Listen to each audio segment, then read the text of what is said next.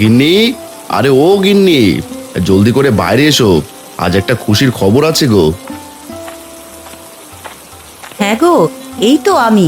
তো বলো তো, কিসের খুশির খবর? গিন্নি, আমাদের জমির সব কচু মহাজনের কাছে বিক্রি করে ফেলেছি। এই দেখো, অগ্রিম 5,000 টাকাও নিয়ে এসেছি। বলো কি, কচুর জমিতে থাকতেই বিক্রি হয়ে গেছে? যাক, ভালোই হয়েছে। এবার জলদি করে বাজারে যাও, বাজার করে নিয়ে এসো। হ্যাঁ গিন্নি, সেই জন্যই তো তোমাকে ডাকছি। শোনো, জোরে বৃষ্টি নামার আগেই বাজারটা করে নিয়ে আসি, বুঝলে? ওগো শোনো, আজ বাজার থেকে কিছু চিংড়ি মাছ নিয়ে এসো। মেয়েটা চিংড়ি দিয়ে কচু খেতে চেয়েছে। ঠিক আছে গিন্নি, আমি চিংড়ি নিয়ে আসবো। তা টুম্পা কোথায়? টুম্পাকে যে কোথাও দেখছি না। টুম্পা জমি থেকে কচুর শাক আনতে গিয়েছে। তুমি এবার জলদি বাজারে যাও, নয়তো ঝড় আসবে।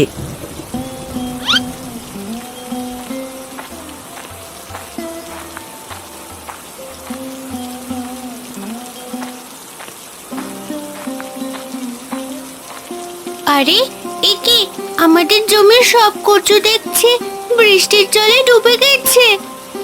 হায় হায় হায়, এখন আমাদের কি হবে? আমরা যে একেবারে নিঃস্ব হয়ে গেলাম গো। হে বিধাতা, তুমি আমাদের সাথে এটা কি করলে গো?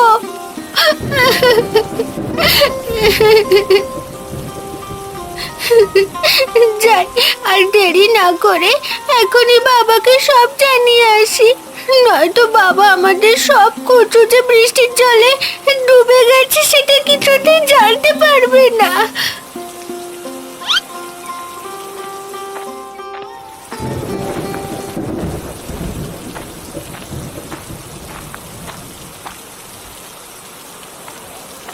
এই আসুন আসুন, বৃষ্টির ভেতরে জলের দামে চিংড়ি মাছ নিয়ে যান, মাত্র 500 টাকা কিলো। জলদি করে আসুন, ফুরিয়ে গেলে কিন্তু আর পাবেন না। আসুন আসুন।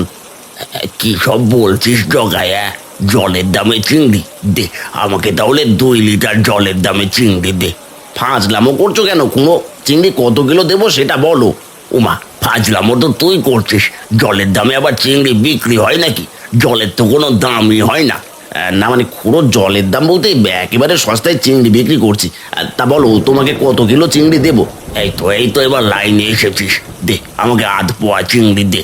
বৃষ্টির দিনে কবজি ডুবিয়ে চিংড়ি খাবো। এখনই দিচ্ছি খুঁড়ো।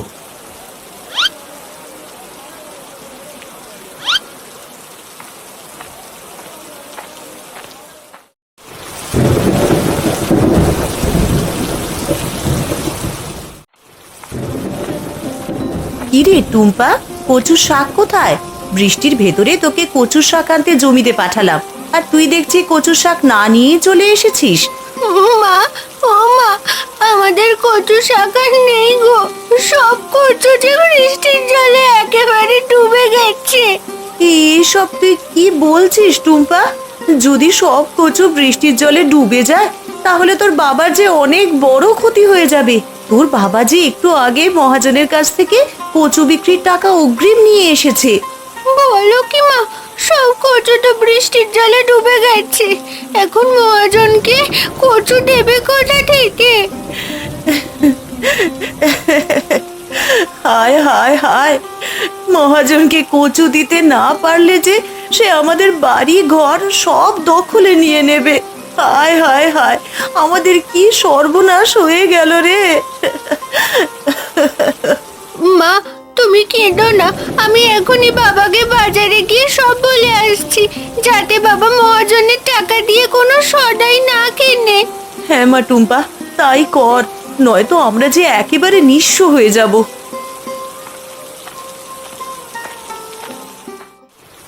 এ কি রে বাবা, সেই সকাল থেকে মুষলধারে বৃষ্টি নামছে। বৃষ্টির জন্য যে কোনো কাজ কাম কিছুই করতে পারছি না। গিন্নি, বৃষ্টির ভেতরে একটু কচু চিংড়ি রান্না করো, বুঝলে? আজ যে কবজি ডুবিয়ে খুব চিংড়ি খেতে ইচ্ছে করছে। কি বললে? কচু চিংড়ি খাবে? তা যাও, বাজারে গিয়ে চিংড়ি মাছ কিনে নিয়ে এসো। বৃষ্টির ভেতরে চিংড়ির অনেক দাম গিন্নি, বেশি চিংড়ি মাছ কেনার সাধ্য আমার নেই। তবে বাকিতে 100 গ্রাম চিংড়ি আনতে পারি, কিন্তু কচু কোথায় পাবো? কচুর চিন্তা তুমি করো না, সে ব্যবস্থা আমি করছি। তুমি শুধু 100 গ্রাম চিংড়ি মাছ কিনে আনো, আজ বৃষ্টির ভেতরে জম্পেশ করে চিংড়ি কচু খাবো। তুমি কচু কোথায় পাবে গিন্নি? তাছাড়া কচু কেনার টাকাও তো আমার কাছে নেই। টুম্পাদের জমি থাকতে টাকা দিয়ে কচু কিনে খাবো কেন? তুমি বাজারে যাও, আমি ওদের জমি থেকে কিছু কচু চুরি করে নিয়ে আসছি।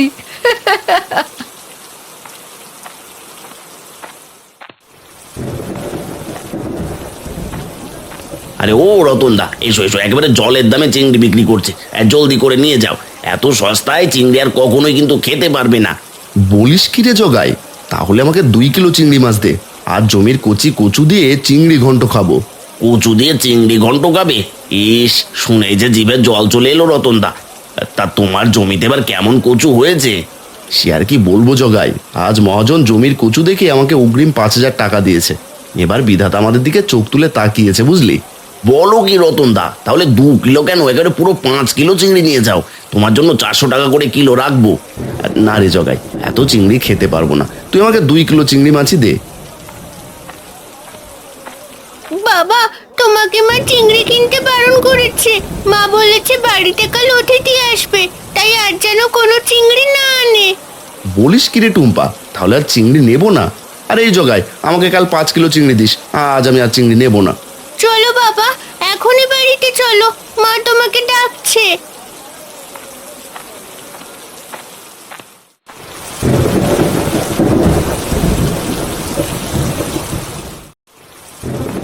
এটা কি হলো টুম্পা?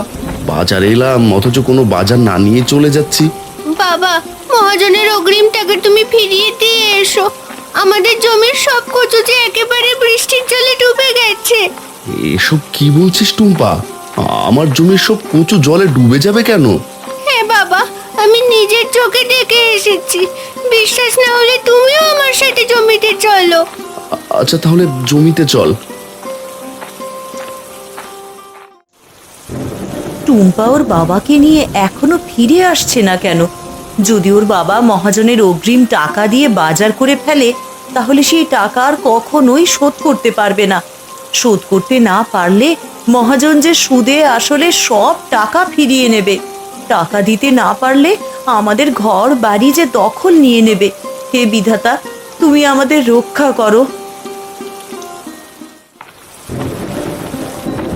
দেখো বাবা, আমাদের জমির সব কচু বৃষ্টির জলে ডুবে গেছে। আরে এ কি, আমার কত বড় সর্বনাশ হয়ে গেল রে! হায় হায় হায়, আমার জমির সব কচু যে বৃষ্টির জলে ডুবে গেছে। আমি যে একেবারে নিঃস্ব হয়ে গেলাম গো। বাবা, ও বাবা, তুমি কেঁদো না। তুমি তাড়াতাড়ি মহাজনের অগ্রিম টাকাগুলো ফেরত দিয়ে এসো, নয়তো পরে সে আবার আমাদের ক্ষতি করবে। আরে টুম্পা মা, তুই তাহলে বাড়ি চলে যা, আমি বরং মহাজনকে অগ্রিম টাকাগুলো ফেরত দিয়ে আসি। ভাগ্যিস টাকাগুলো দিয়ে বাজার করিনি, নয়তো আমি যে বড় বিপদে পড়ে যেতাম। আরে কি দেখছি আমি, টুম্পাদের সব কচু তো বৃষ্টির জলে একেবারে ডুবে গেছে। আমি তাহলে কচু শাক কোথা থেকে চুরি করব? হায় হায় হায়, আজ বুঝি আর চিংড়ি দিয়ে কচু শাক খাওয়া হলো না। যাই, বাড়িতে গিয়ে চিংড়ি ভর্তা করে খাই।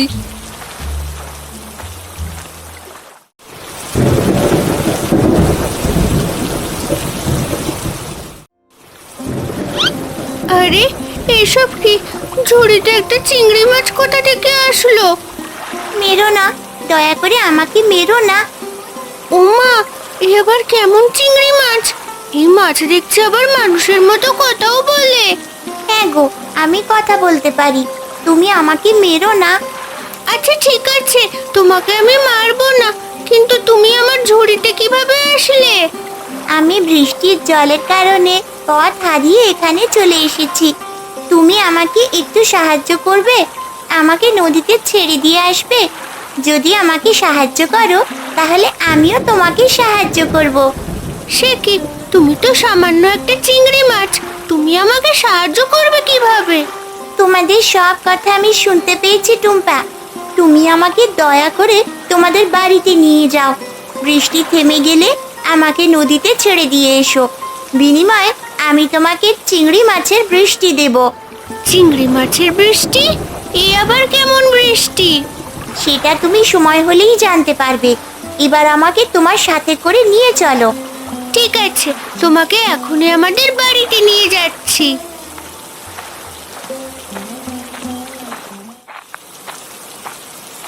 কিরে রতন, সকালবেলা এসে অগ্রিম টাকা নিয়ে গেলি, এখন আবার কি জন্য এসেছিস?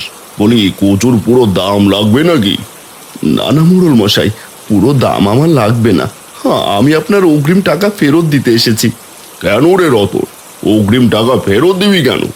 বলি কাজে বুঝি কচু বিক্রি করবি না? আপনার কাছে আমার সব কচু বিক্রি করব, তবে এখন নয়, যখন সময় হবে তখন। ঠিক আছে, এবার আমার অগ্রিম টাকাগুলো দিয়ে বিদায় হ দেখি। হ্যাঁ মোড়ল মশাই, এখনই আপনার টাকাগুলো ফেরত দিচ্ছি।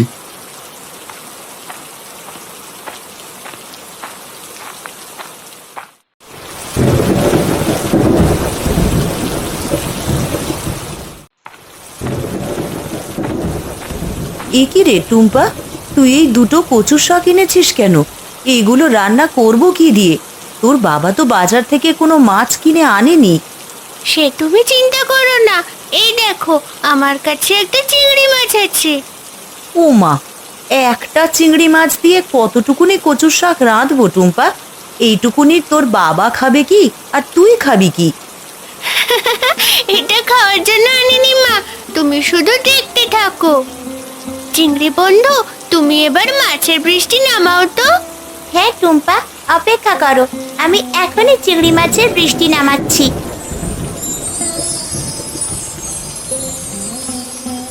আরে এ কি, আমি আবার স্বপ্ন দেখছি না তো রে?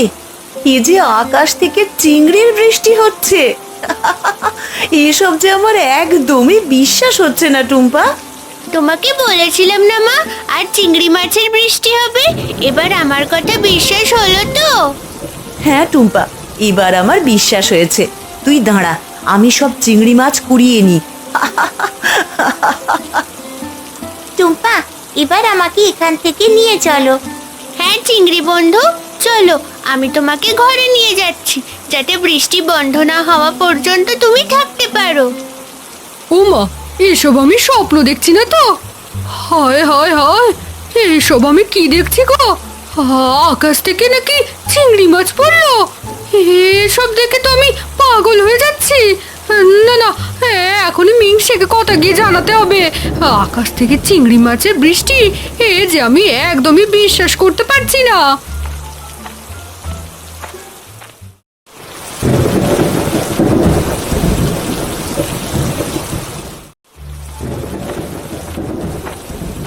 গিন্নি, আধ পোয়া চিংড়ি আমি নিয়ে এসেছি, তা তোমার কচু শাক কোথায়? ওগো, টুম্পাদের কচু সব বৃষ্টির জলে ডুবে গেছে, তাই আমি কচু শাক চুরি করতে পারিনি। বলো কি গিন্নি, তাহলে কি আজ আমরা কচু দিয়ে চিংড়ি মাছ খেতে পারবো না? আর রাখো তোমার কচু চিংড়ি। শোনো, একটু আগে আমি নিজের চোখে দেখে এলাম টুম্পাদের বাড়িতে চিংড়ি মাছের বৃষ্টি হচ্ছে। গিন্নি, বলি তুমি কি পাগল হয়ে গেছো নাকি? নাকি দিনে দুপুরে স্বপ্ন টপ্ন দেখছো? বলি চিংড়ি মাছের আবার বৃষ্টি হয় নাকি গো?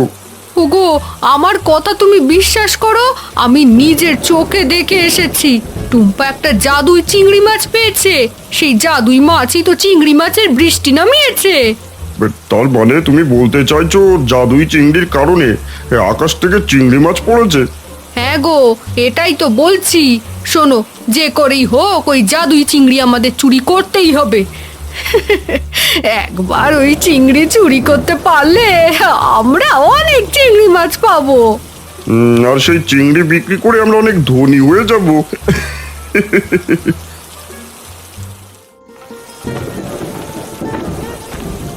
আরে এ কি গিন্নি, ঝুড়ি ভর্তি চিংড়ি মাছ আবার এখানে কে রেখে গেল? ওগো, এই চিংড়ি কেউ রেখে যায়নি গো, এই সব চিংড়ি আমাদের। আর চিংড়ি মাছের বৃষ্টি হয়েছে, তখন আমি চিংড়ি কুড়িয়ে ঝুড়িতে তুলে রেখেছি। কি সব বলছো গিন্নি? তোমার কোনো কথাই যে আমি বুঝতে পারছি না।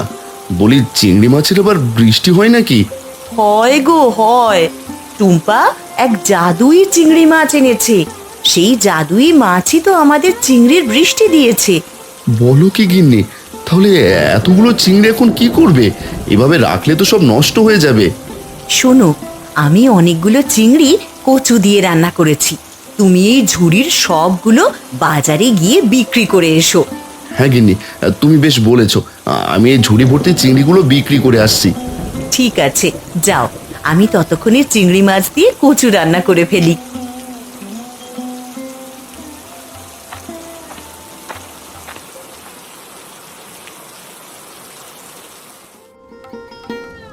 তোমার এখানে কেমন লাগছে চিংড়ি বন্ধু? বলি, তোমার কোনো সমস্যা হচ্ছে না তো?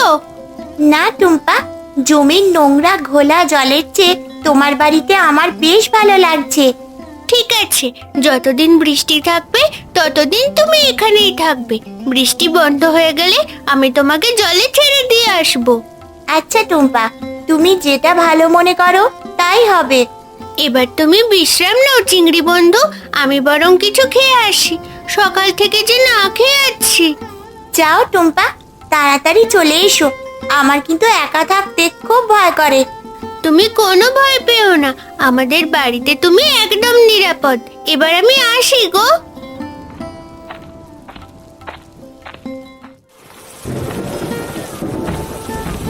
আরে এ কি রতন দা, একটু আগে মাছ না কিনে চলে গেলে, এখন আবার মাথায় করে কিনে এলে? হ্যাঁ, চিংড়ি এনেছি রে জগাই, ঝুড়ি ভর্তি চিংড়ি এনেছি। বলো কি রতন দা, এত চিংড়ি তুমি কোথায় পেলে গো? বলি, তোমার তো কোনো পুকুর নেই? না না, আমার কোনো পুকুর নেই। আসলে আমার কচু খেতে বৃষ্টির জল আসায় অনেক চিংড়ি মাছ ভরে গেছে, সেখান থেকেই ধরে নিয়ে এলাম। বলো কি রতন দা, কচু খেতে চিংড়ি? এ যে আমার একদমই বিশ্বাস হচ্ছে না গো। তোর বিশ্বাস না করলেও চলবে। এবার বল, কত করে পাইকারি দাম দিবি? এই পাইকারি দাম তুমি কিলো প্রতি 350 টাকা করে পাবে রতন দা। যদি হয় তাহলে আমি সব কিনে নেব। ঠিক আছে, তুই আমাকে 350 করেই কিলো দে, আমি তোকে সব চিংড়ি দিয়ে দিচ্ছি।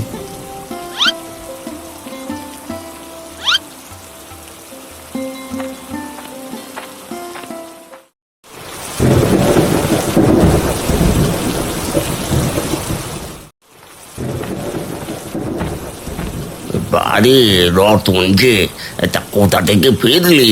চিংড়ি মাছ বিক্রি করে এলাম গো খুঁড়ো।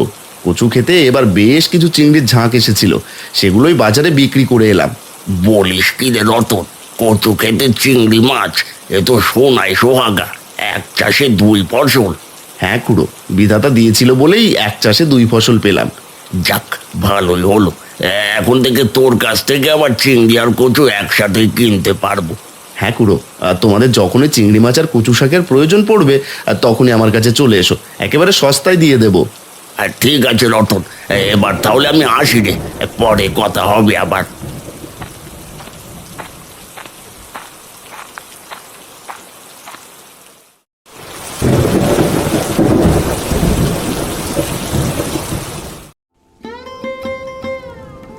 আরে বাগিনি, বৃষ্টির ভেতরে তোমার হাতের কচু আর চিংড়ির তুলনা হয় না।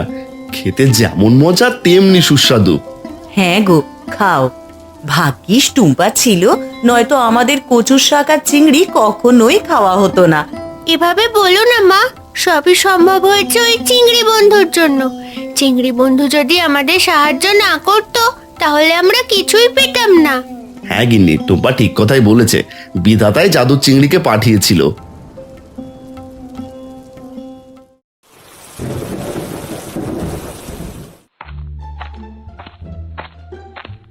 আরে দেখো দেখো, ওই তো বাটিতে সেই জাদু চিংড়ি মাছটা দেখতে পাচ্ছি। হ্যাঁ গিন্নি, জাদুই চিংড়ি মাছটা তো আমিও দেখতে পাচ্ছি। চলো চলো, আর দেরি না করে এখনই জাদু চিংড়ি মাছটা চুরি করে নি, আর সেই চিংড়ি মাছ বিক্রি করে আমরা অনেক ধনী হয়ে যাব। হ্যাঁ গো, সে তুমি ঠিকই বলেছো। চিংড়ি মাছটা চুরি করতে পারলে আমাদের আর কখনোই চিংড়ি মাছের অভাব পড়বে না।